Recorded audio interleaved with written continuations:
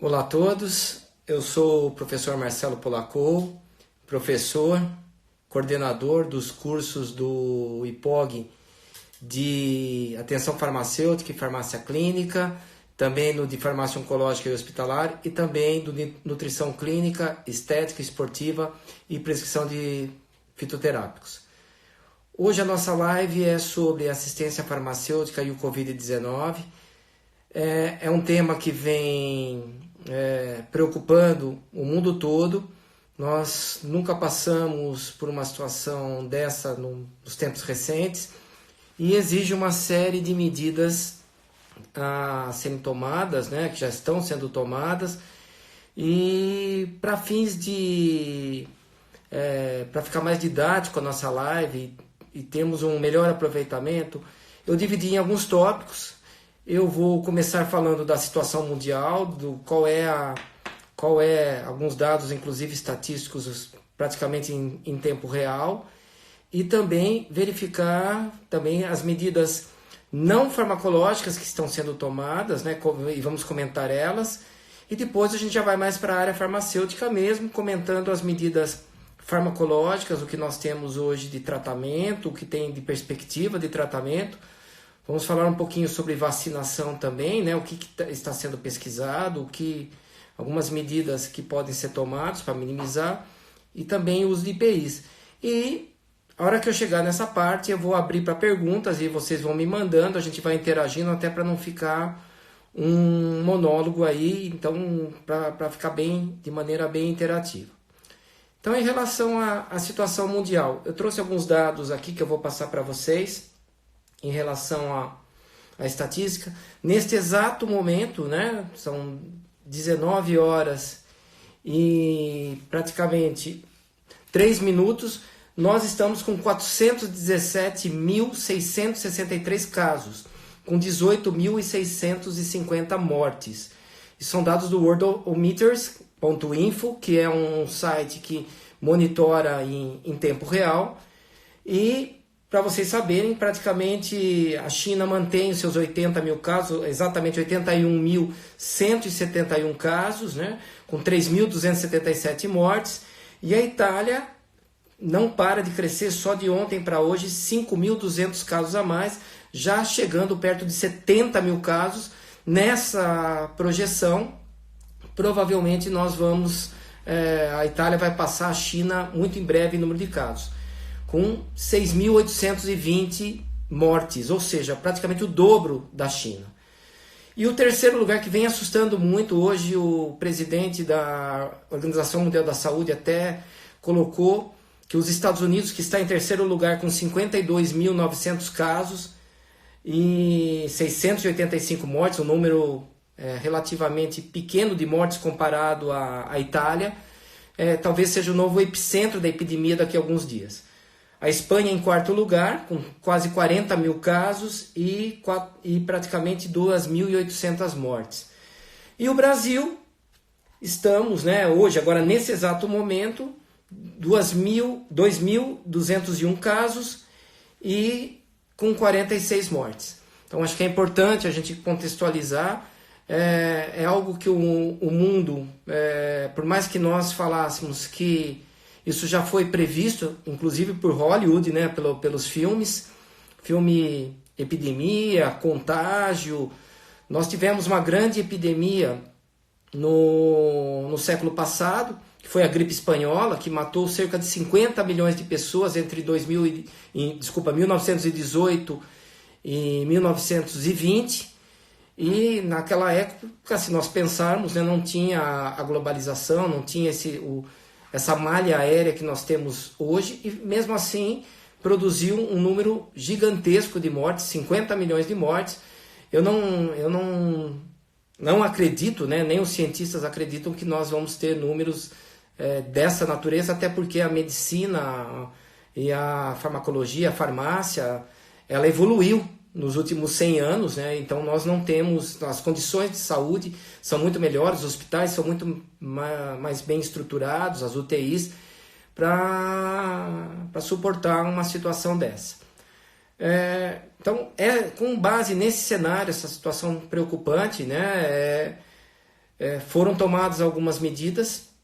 A primeira medida, quando a epidemia ainda estava concentrada na China, não se sabia direito, a primeira medida que eles tomaram foi praticamente o isolamento e a quarentena, uma região inteira da China, a cidade de Wuhan, onde foi o epicentro da epidemia, é uma cidade cosmopolita, com cerca de 11 milhões de habitantes, e praticamente a China fechou a cidade e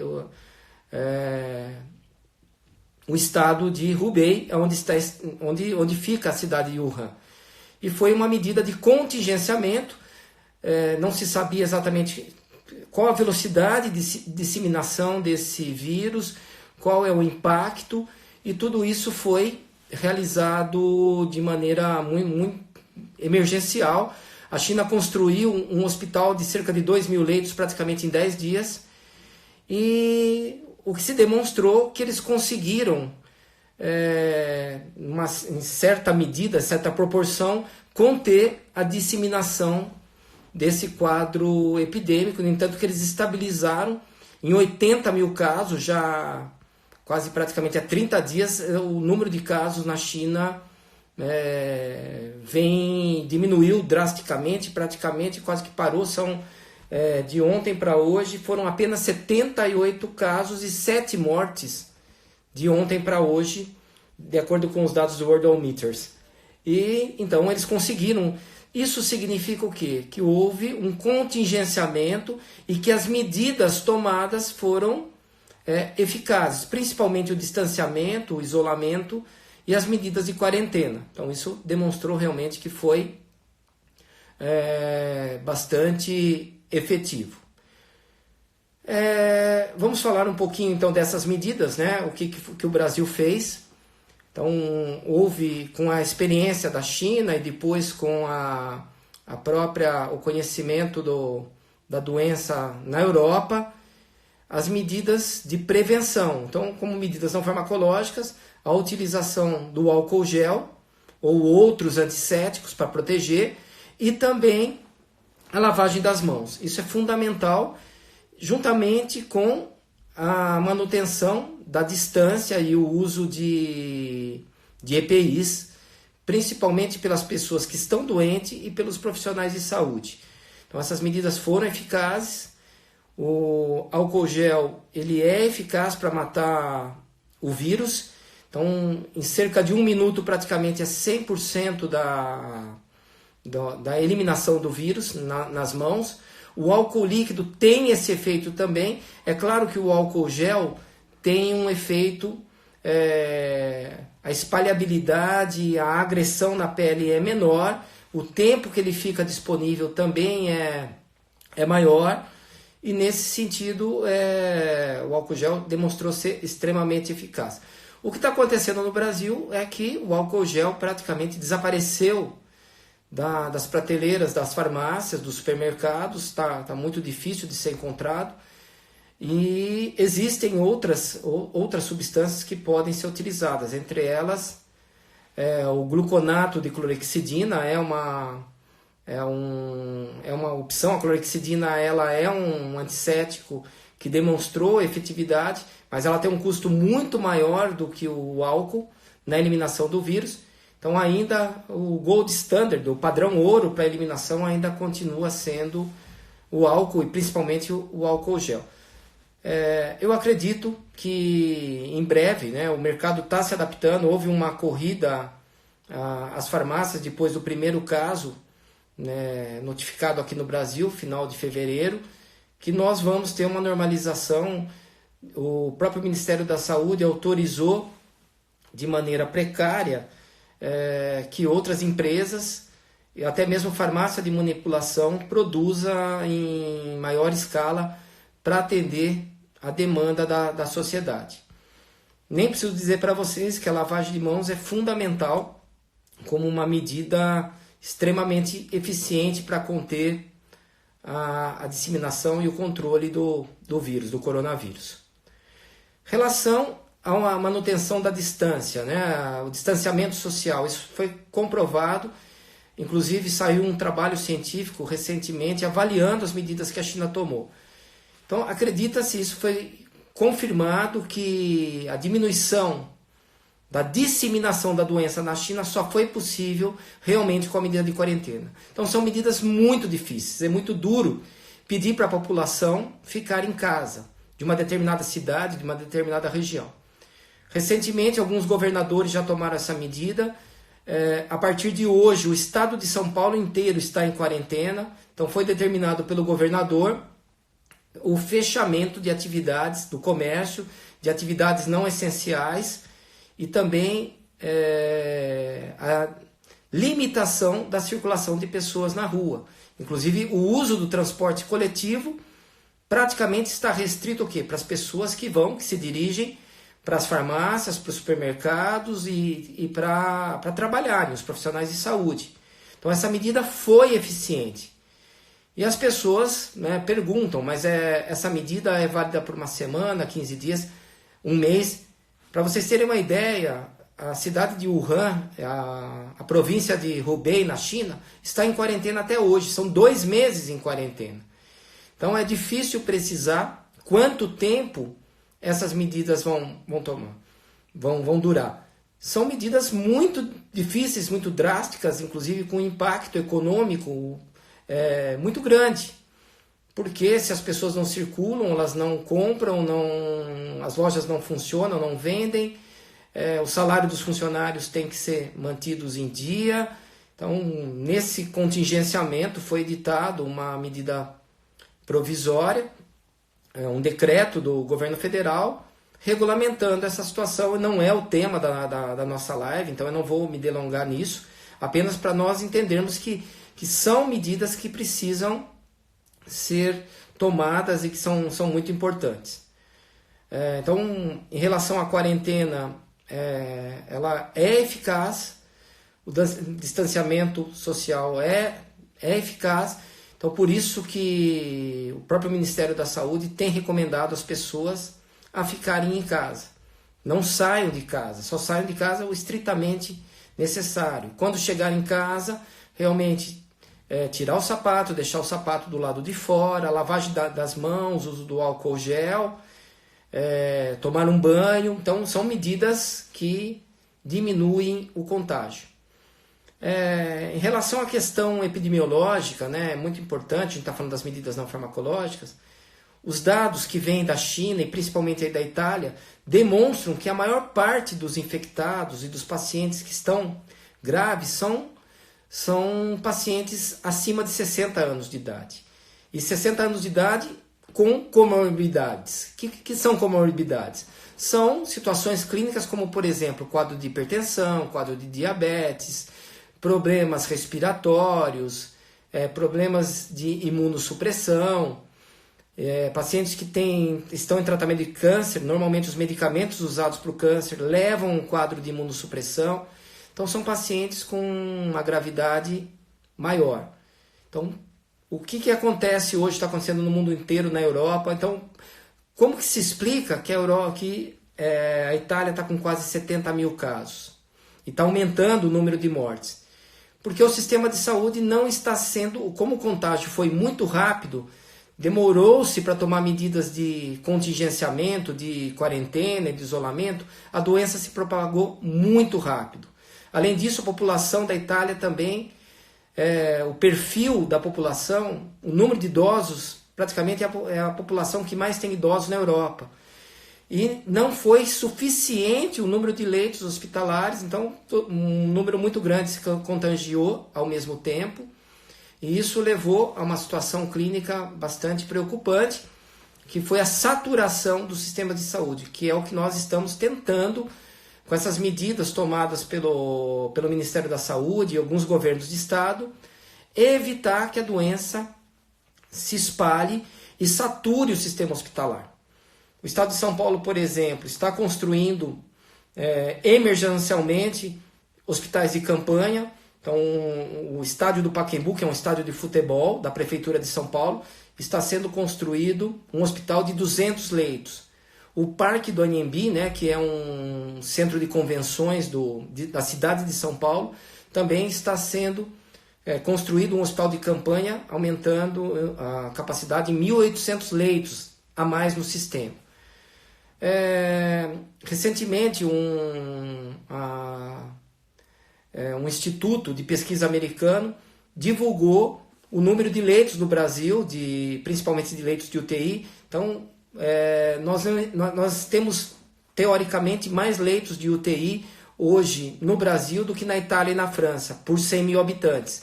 Isso significa o quê? Que nós estamos, talvez, melhor preparados para... E se nós conseguirmos o achatamento da curva, né? Foi falado muito recentemente sobre isso, né? O que é o achatamento da curva? Que é a diminuição do número de contaminados ao mesmo tempo. Então, se nós conseguirmos isso, o nosso sistema de saúde vai conseguir atender e o número de óbitos vai ser menor. Então, o número da Itália, quando a gente fala de 6.800 mortos hoje na Itália, né? Desde o começo do primeiro caso, isso é extremamente preocupante, né? Tem o dobro do número de casos na China. Porque o sistema de saúde saturou, não tinham equipamentos suficientes, não tinham respiradores disponíveis, até porque o quadro clínico do Covid-19 ele é eminentemente respiratório. Então a pessoa tem dificuldade de respiração e se faz necessário o uso de respirador, que é um equipamento sofisticado e que é disponibilizado normalmente em medicina intensiva. Então tem que ter um médico ali à disposição do paciente, um enfermeiro especializado para fazer esse acompanhamento. E é o que não aconteceu, pelo menos na Itália. Na Espanha existe uma perspectiva de um crescimento muito grande também nos próximos dias, próximas semanas, e também talvez com uma saturação. Eles já estão com 2.800 mortos. Então o Brasil ainda, como nós estamos com um número de casos bem inferior a esses países, se nós tomarmos medidas de contingenciamento, será possível realmente conseguir resultados satisfatórios. Pois bem, falando, né, como já comentei sobre as medidas não farmacológicas, vamos falar agora das medidas farmacológicas. Aí que vem realmente o problema.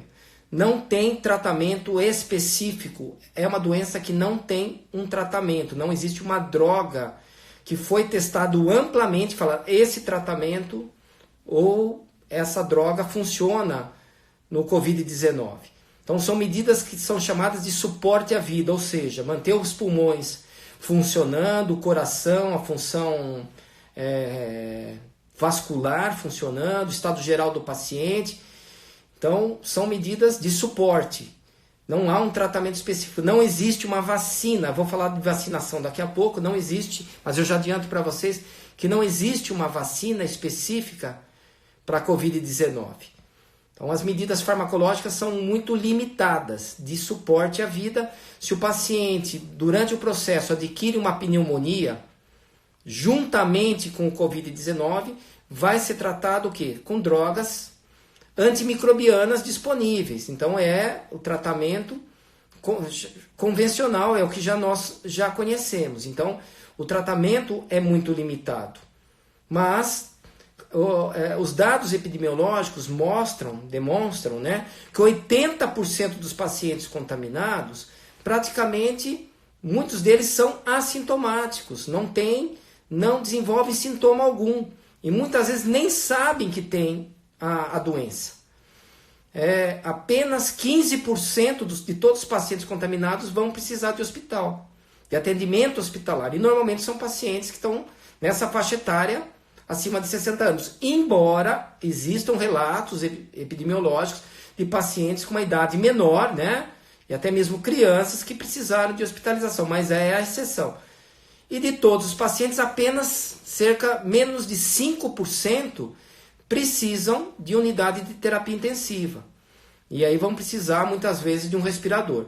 É exatamente isso, essa saturação, talvez esses 5% dos doentes lá na Itália, ao mesmo tempo, do número de contaminados muito grande, que os dados estão em torno de 70 mil, então todos se contaminaram quase que ao mesmo tempo. Não tinha estrutura hospitalar ou estrutura ao mesmo tempo para dar esse atendimento, por isso que o número de mortos está tão grande. Então, no Brasil, a minha opinião, acompanhando as ações do Ministério da Saúde, são positivas.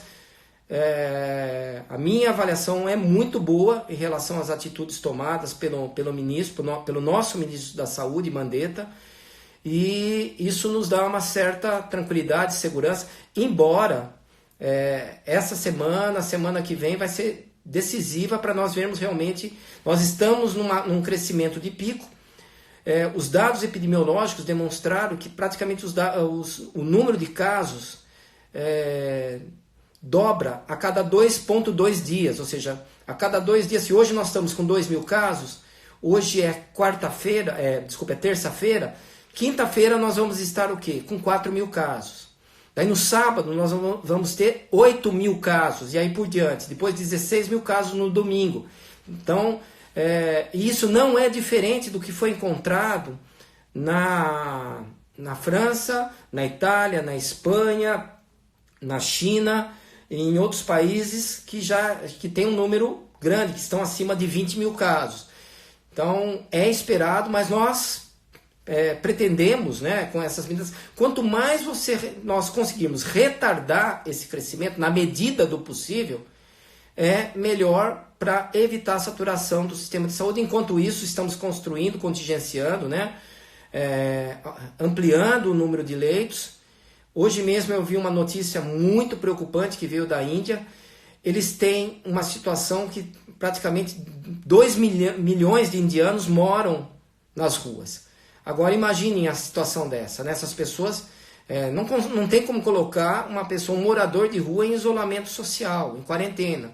Então, existem projeções de até 1 milhão de contaminados na Índia. Então isso é devastador, e nem se cogita, nem se fala o número de mortos que pode ter.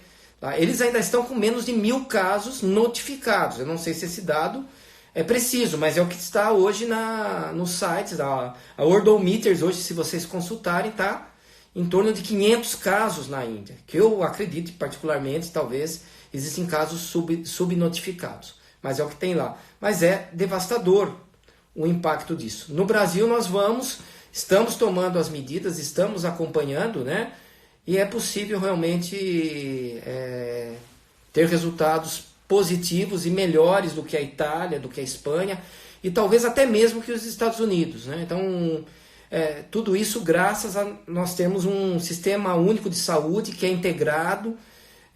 Por mais que se critique muitas vezes o SUS é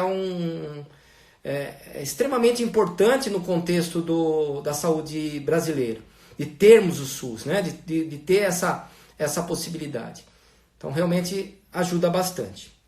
Pois bem, vamos falar agora um pouquinho dos novos tratamentos, das perspectivas. Vocês viram que a imprensa noticiou a questão da hidroxicloroquina, outras drogas antivirais. Então, o que acontece? Quando iniciou-se a epidemia lá na China, é óbvio, não se conhecia a doença, não se tinha uma precisão da morbidade, da mortalidade da doença ou da disseminação da doença, e aí foram testando algumas substâncias antivirais. É interessante mencionar que existe uma droga que ainda é experimental, não tem registro ainda no Brasil, que é o Remdesivir. Remdesivir é uma droga que foi pesquisada para o vírus Ebola. E testou-se, né, de maneira experimental e encontrou resultados que foram animadores naquela amostragem lá na China, posteriormente na Itália, na França, e também a combinação de 2 antivirais, que é o Lopinavir e o Ritonavir, que são drogas utilizadas, é um medicamento, associação dos dois, que é utilizada para o HIV. E demonstrou-se também que é promissor e que diminuiu a carga viral nos pacientes que estavam com a Covid-19, e tudo isso é importante mencionar que são experimentais, não tem registro para uso dessas drogas. Então, alguns hospitais já estão testando esses protocolos, inclusive com a hidroxicloroquina. Então, é importante mencionar da hidroxicloroquina.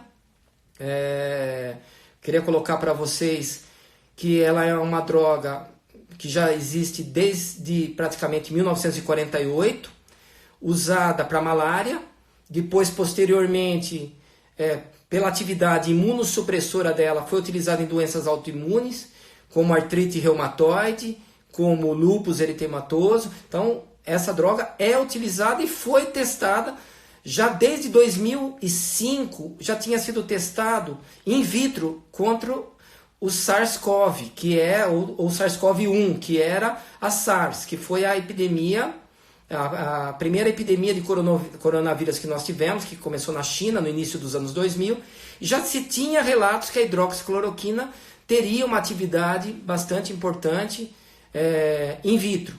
E agora foi testado também em vivo. Foi feito um estudo na França, na cidade de Marsella, com 42 pacientes, onde se testou a hidroxicloroquina junto com a azitromicina. Os resultados demonstraram que praticamente em 5 dias, naquela amostra, que foram 40 pacientes, nem todos os pacientes receberam hidroxicloroquina, metade recebeu, metade não, e alguns dos que receberam hidroxicloroquina receberam também azitromicina. Houve praticamente, zerou o teste de PCR, que é a testagem para o vírus, que é o SARS-CoV-2, que é o vírus que causa a Covid-19. Então os resultados foram muito promissores. Com base nesses estudos, muitos hospitais no mundo todo, inclusive agora na Itália, na Inglaterra, nos Estados Unidos, então um hospital, o MGH, que é um hospital de Massachusetts, nos Estados Unidos, está usando. Aqui no Brasil nós já temos hospitais, o HCOR, o Hospital Albert Einstein, Sírio-Libanês, utilizando experimentalmente esses protocolos. Como tanto a hidroxicloroquina como a azitromicina são drogas registradas no Brasil, tem hospitais já utilizando de maneira compassiva. O que é uso compassivo? Ou seja, o paciente está evoluindo mal, está grave, não está respondendo ao tratamento.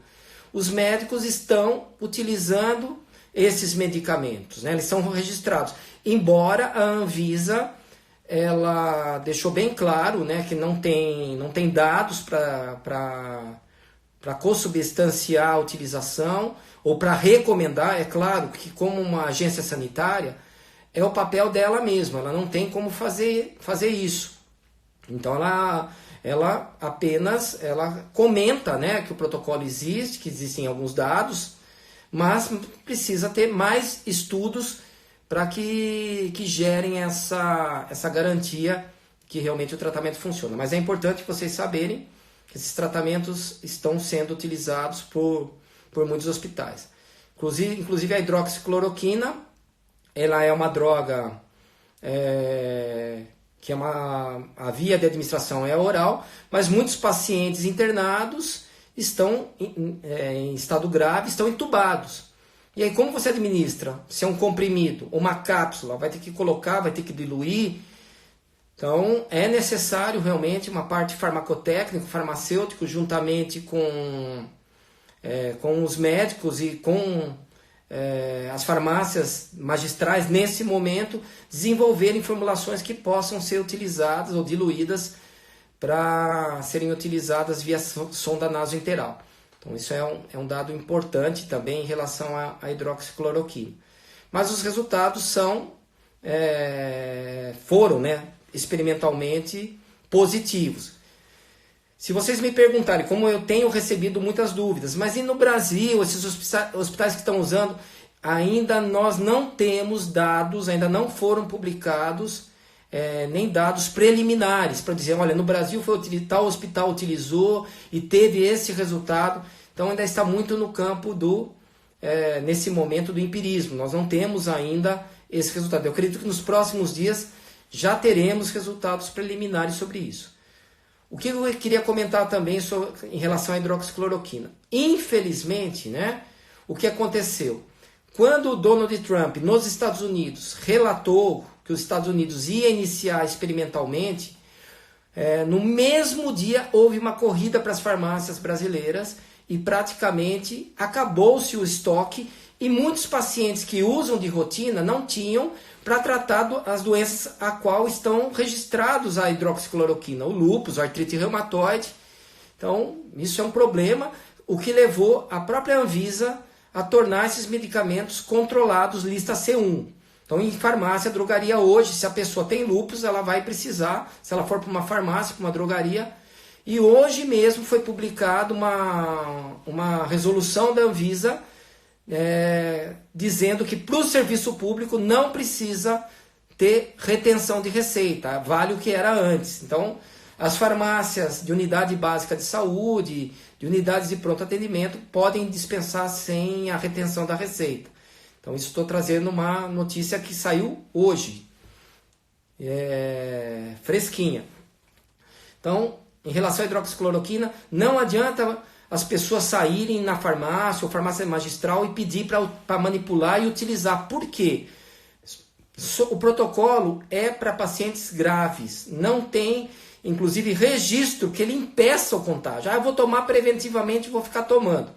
Inclusive, saiu hoje uma notícia de um farmacêutico, de um paciente americano que por conta própria se automedicou e morreu lá nos Estados Unidos. Então tem inúmeros efeitos colaterais da hidroxicloroquina. Entre eles, até um deles muito grave, é danos oftalmológicos, é cegueira. Então é muito grave. Alteração de ritmo cardíaco, causa arritmia cardíaca. Então tem que ser utilizado com prescrição médica, com monitoração. Então é importante que vocês orientem as pessoas e não se automediquem. Outro ponto, aumentou a prescrição de azitromicina. Não adianta guardar a azitromicina em casa, tem que deixar ela disponível para o atendimento hoje, principalmente hospitalar, embora ela tenha uso ambulatorial, para aqueles casos que já é registrado. Então temos que tomar muito cuidado em relação a essa situação. Então, em relação à hidroxicloroquina, depois quando eu abrir para perguntas, aí se ficou alguma coisa que não ficou claro, vocês podem me perguntar. Vamos falar agora em relação à vacinação. Como eu mencionei, não existe vacina para o coronavírus. Algumas pessoas recentemente postaram fotos em Instagram, em Facebook, de vacina contra o coronavírus.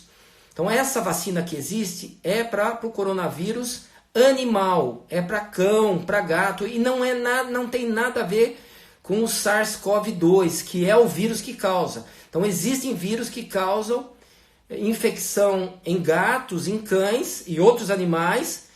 Para elas existe pesquisa, existem produtos. Então a pessoa fala, existe vacina para coronavírus. Existe, mas para o coronavírus do animal, que não é o mesmo.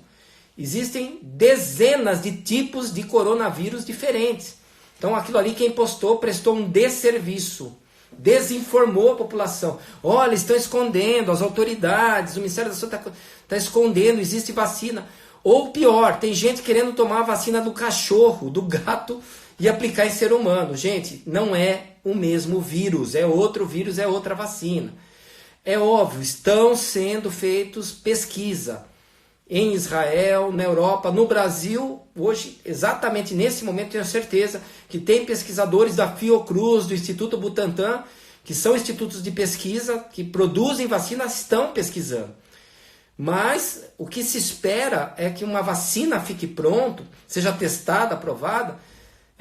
Não se consegue fazer isso em menos de um ano e meio, dela estar comercialmente disponível. Então, é importante, né?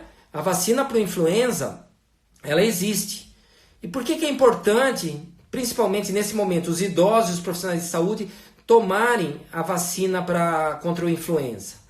Porque os sinais e sintomas da gripe causada por influenza é muito parecido com o Covid-19. Ou seja, tem tosse, tem coriza, tem dor no corpo, tem febre. Então, se a pessoa tomou a vacina do influenza, é mais fácil o médico que está atendendo descartar a hipótese diagnóstica de gripe por influenza. Então é importante realmente que as pessoas se vacinem, né? Os grupos, o Ministério da Saúde fez um calendário, iniciou ontem a vacinação aqui no estado de São Paulo e em outros estados. Então primeiro está sendo vacinado quem? Idosos e profissionais da saúde, dos quais o farmacêutico é um dos profissionais que tem que tomar a vacina porque está em contato com um número muito grande de pacientes. Então é importante a vacinação.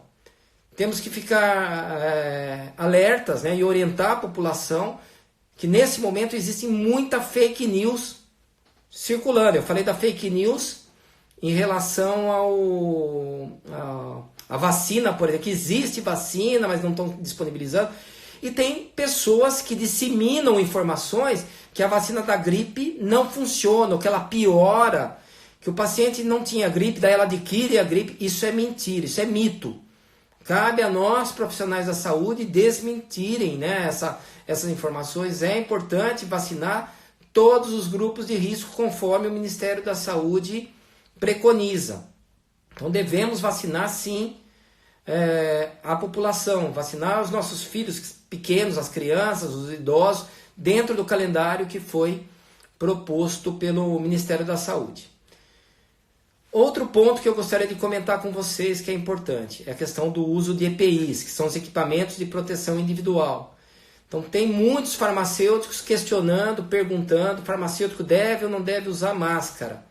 Então no estado de São Paulo, por exemplo, o Conselho Regional de Farmácia do estado de São Paulo, em conjunto com o Sindicato dos Farmacêuticos, juntamente com o Sindicato do Comércio Varejista, fez um documento conjunto recomendando o uso de máscara em farmácias, juntamente com outras medidas, como limitar o número de pessoas que entram no estabelecimento ao mesmo tempo, aumentar o espaço entre uma pessoa e outra, e inclusive quem está atendendo pelo menos 1 metro a 1,5 metros de distância, para dificultar o contágio.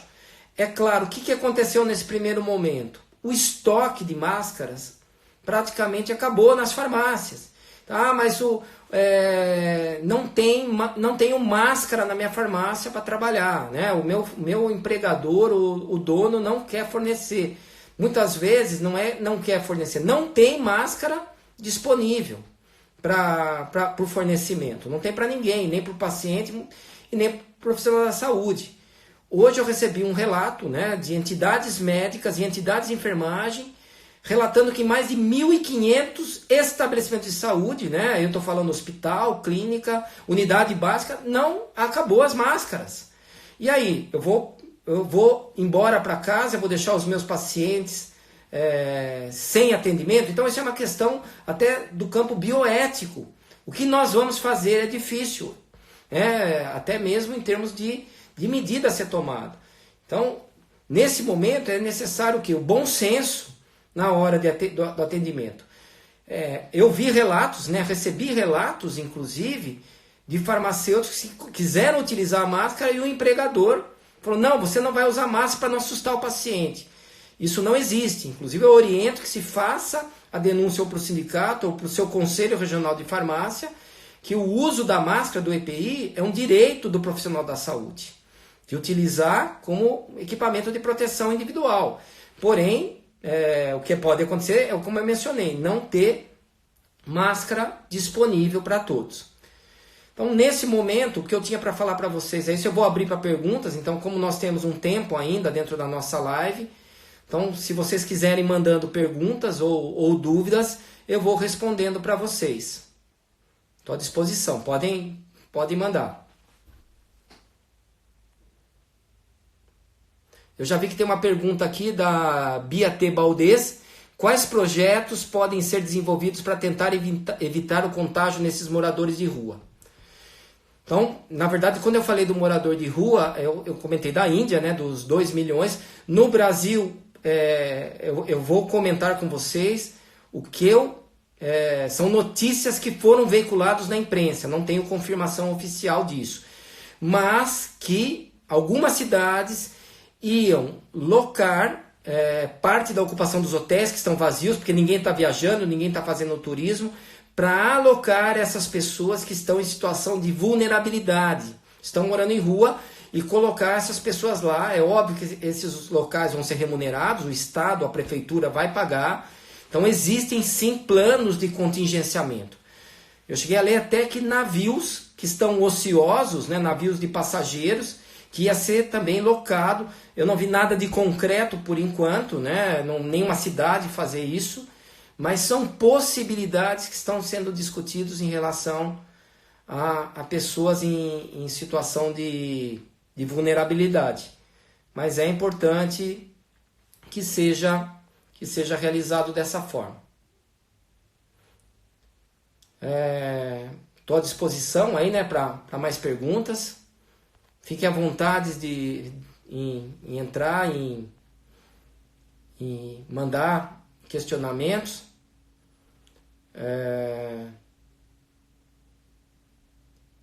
Vamos lá. O Igor.físio comentou, né, na conscientização do álcool em gel, que não é cura e nem milagre, lavar com água e sabão é a mesma coisa. Realmente, os estudos demonstram, né, que a lavagem das mãos faz o mesmo efeito do álcool gel na eliminação da eliminação do vírus. Porém, o que acontece? Quando você está na rua, quando você está em casa, dê preferência realmente a utilizar a lavagem das mãos. Que você tem água, tem sabão. Agora, você está na rua, entrou no carro, saiu do carro, foi fazer uma compra no supermercado, saiu da farmácia, não tem outra opção, você não tem água. Então é o álcool gel. Então é utilizar com racionalidade, mas não é milagroso mesmo, que nem o Igor aí mencionou, que tem que orientar a população. Sem dúvida, cabe a nós, profissionais de saúde, identificarmos para a sociedade que ele não é a solução de todos os problemas. Inclusive, não adianta usar álcool gel se você não faz isolamento, distanciamento social. Mais uma pergunta aqui. A Tavi22 perguntou em relação ao atendimento de um paciente suspeito na farmácia, informando os sintomas de Covid-22. Como os farmacêuticos podem atuar? Então, assim, o que eu posso falar para você? Quando chega alguém com um quadro suspeito, a farmácia é um estabelecimento de saúde pela Lei 13.021 de 2014. Teoricamente, nós temos, além de dar as orientações, está com sintoma, deve ser notificado isso para o órgão sanitário competente. E é importante, além disso, colocar esse paciente. Se ele está com sintomas leves, né, apenas febre, não é grupo de risco, muitas vezes ele pode fazer o isolamento domiciliar, mas fazer esse acompanhamento é utilizar o bom senso. Inclusive, hoje, o próprio Ministério da Saúde, pacientes com sintomas leves e que não são grupo de risco, muitas vezes o ideal é ficar em casa, ficar em isolamento por 14 dias, inclusive os familiares. Só procurar realmente assistência médica se o quadro for agravando. E se tiver falta de ar, aí sim procurar. Porque se todo mundo procurar um pronto-socorro agora, realmente fica difícil. Fica bastante complicado e você vai saturar. E além disso, você corre o risco de adquirir, você vai sem coronavírus, né, sem o Covid-19, e é capaz de você pegar num pronto-socorro. É a utilização do bom senso. Aí cabe ao farmacêutico realmente tomar cuidado com essa situação. Outra pergunta que nós temos aqui. E os idosos gripados sem febre e com secreção podem tomar antibiótico? O uso de antibiótico é somente mediante prescrição médica, né? Possivelmente, se for grupo de risco, internar, não necessariamente ele já vai receber a prescrição do médico nesse primeiro momento. Não tem recomendação de uso de antibiótico profilático, não existe isso. Deixa eu ver aqui. A Belisa _ Pecunha perguntou: os idosos que estiverem gripados sem febre, mas com secreção... isso eu já respondi. Não respondi. Pode tomar a vacina? Então, na dúvida, né, da sintomatologia, conversar com o médico, com a unidade básica de saúde que está aplicando, para verificar. É muito particular. A princípio, não tem contraindicação se os sintomas são leves, de não se vacinar, né? Meu nariz, eu estou com coriza. O problema é você estar com sintomas, né, muitas vezes de um estado gripal, você vai para uma unidade básica de saúde para se vacinar e aí você vai contaminar outros pacientes. Como voltar à rotina sem uma vacina? É possível? Na verdade, a gente vai ter que conviver com essa situação. Em algum momento, nós acreditamos, não sabemos como, o Ministério da Saúde provavelmente vai derrubar a quarentena. Quando os casos estabilizarem, não tiver mais transmissão comunitária, e vamos voltar sem vacina.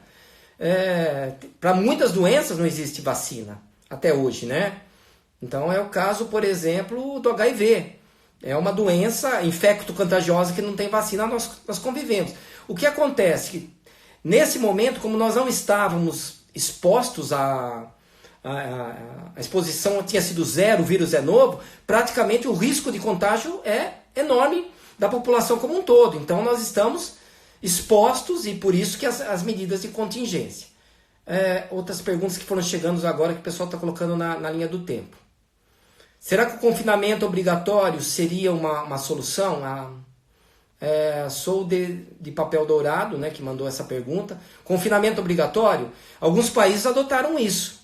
A França adotou, a Itália adotou tardiamente, né, então as pessoas, se forem pegas na rua sem justificativa, são mandadas para casa. Em alguns casos, na Argentina, por exemplo, foram presos nesse último final de semana quase 2.000 pessoas. Foram presas, literalmente detidas, porque estavam na rua porque tinha...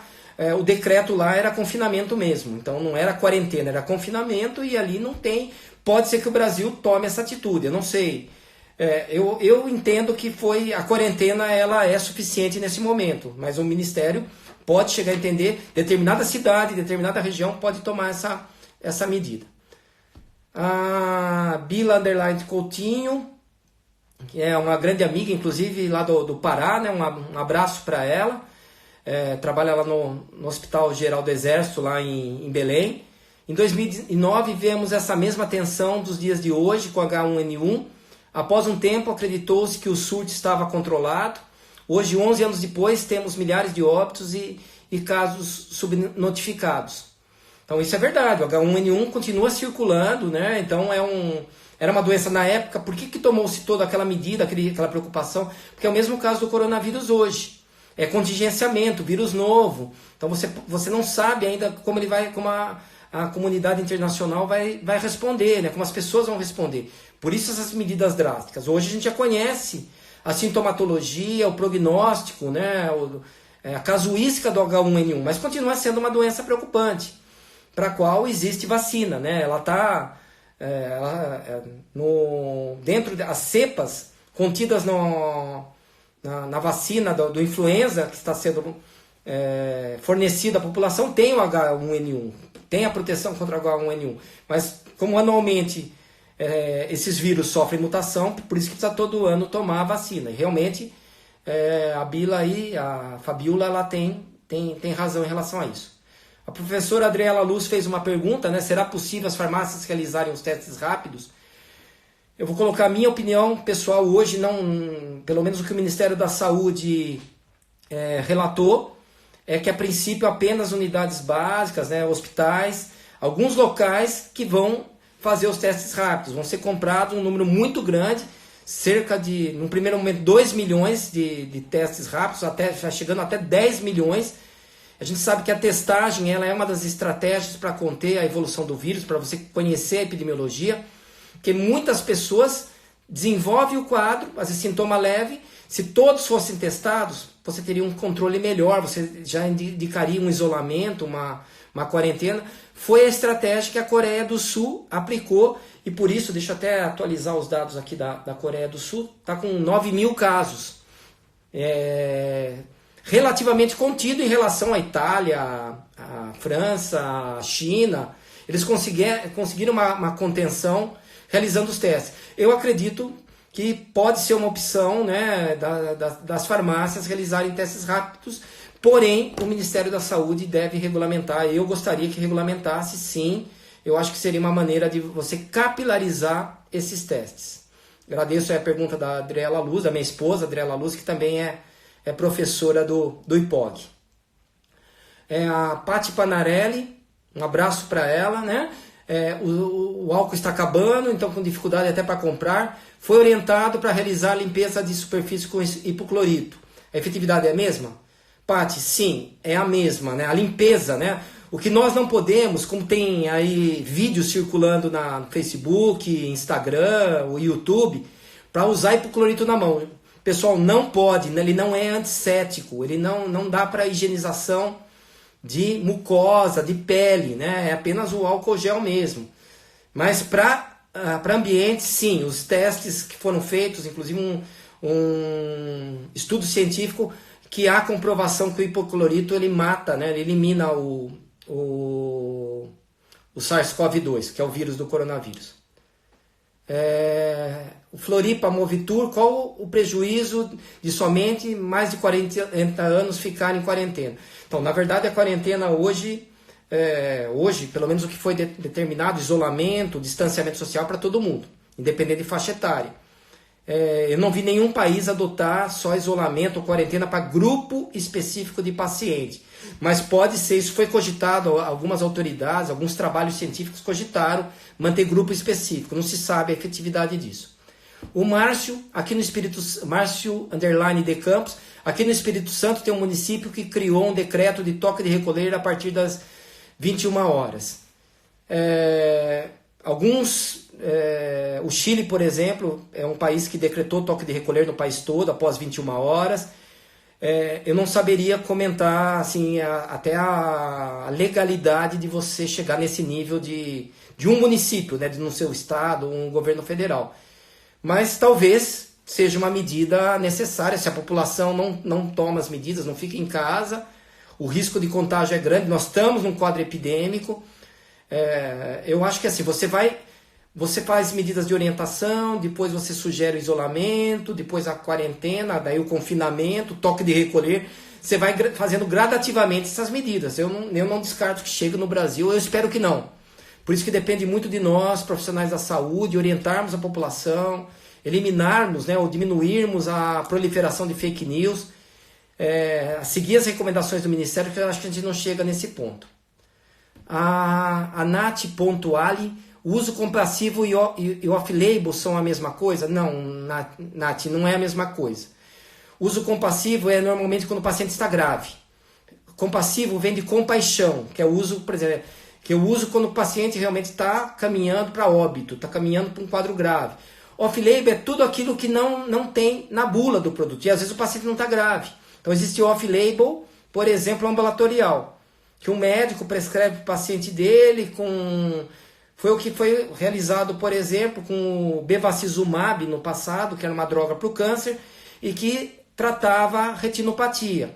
Então não era um uso compassivo, era um uso off-label. Então, no começo foi utilizado e depois os estudos comprovaram que realmente ele tinha efetividade. Aí está na bula dos produtos aí do Sizumab da vida, que eram usados somente em oncologia, hoje são utilizados em oftalmologia também.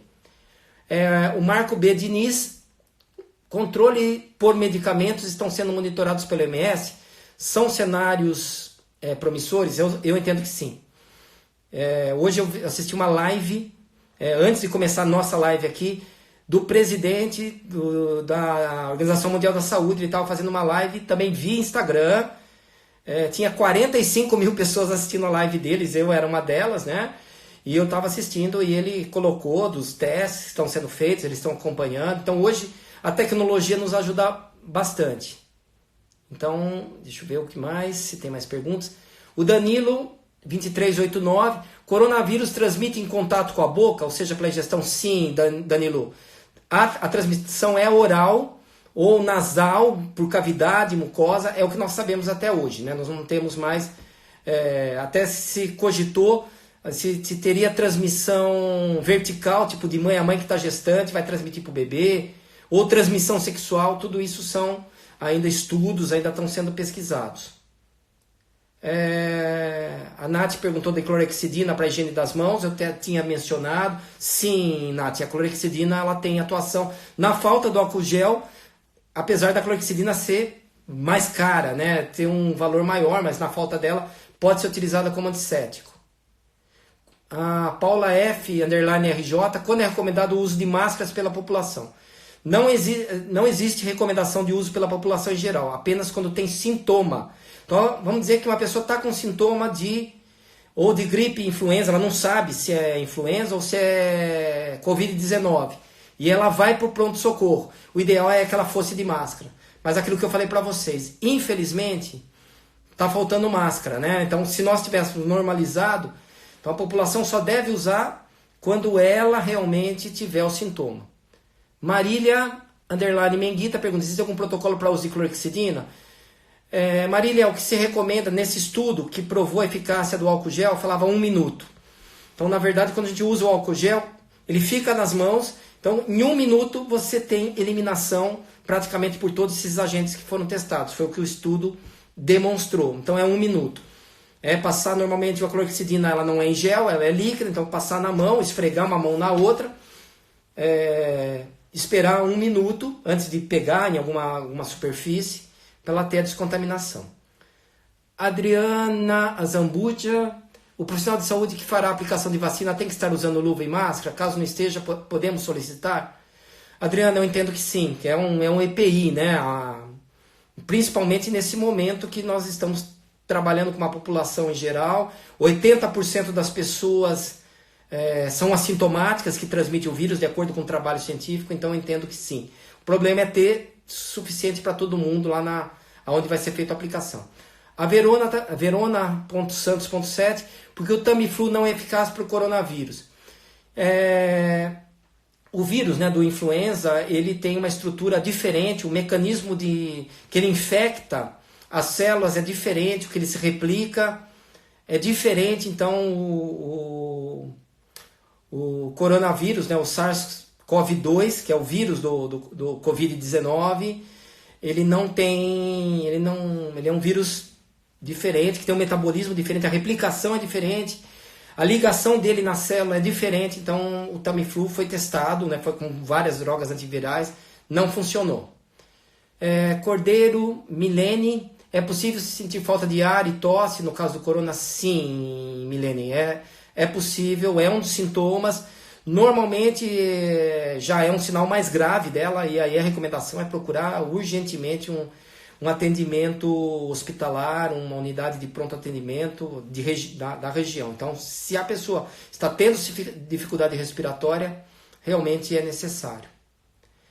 Cláudia, psicologando: os sintomas só aparecem após 2 semanas? Não, Cláudia, de 1 a 14 dias. Então tem relatos que o paciente já tem com 1 dia de contaminação já começa a aparecer sintomas. Isso é o que os trabalhos demonstraram. Então, e só lembro para vocês que é importante mencionar, né, que o que se demonstrou é que esses sintomas eles são muito variáveis e muitos pacientes não apresentam. Isso que nos intriga até hoje, né? O paciente que é assintomático, por isso que a medida de isolamento e quarentena são fundamentais nesse momento que as pessoas se isolem. A cidade do Rio de Janeiro, por exemplo, está fazendo controle de acesso nas estações do metrô, perfeito, nesse momento. Então, as pessoas que estão na rua aí andando sem motivo, né? Bares, restaurantes, ou fazendo festa. É importante mencionar que a quarentena não é férias, né? As crianças que estão em casa, eu sei que para os pais que estão com essas crianças é difícil, é complicado, né? Mas é importante se manter em casa até a gente ver a evolução, esse achatamento da curva e os estudos de tratamento também saírem, esses dados preliminares. Nós estamos correndo contra o tempo. O Gabriel está perguntando por que não pegar os anticorpos de quem já se recuperou e não se retira a parte importante contra o vírus. Gabriel, foram feitos estudos, principalmente na China, e os resultados foram promissores. A pessoa que já curou do coronavírus, não tem nenhuma doença infecto-contagiosa, hepatite, HIV positivo, de usar o plasma desses pacientes, e experimentalmente foi uma alternativa, foi positivo. Mas não tem nada que recomende hoje fazer isso de maneira ampliada, mas é uma possibilidade sim, dos estudos, da gente utilizar esses anticorpos. A Paula F, underline RJ, está perguntando, é verdade que não sentir cheiro e gosto sem secreção pode ser um sintoma do coronavírus?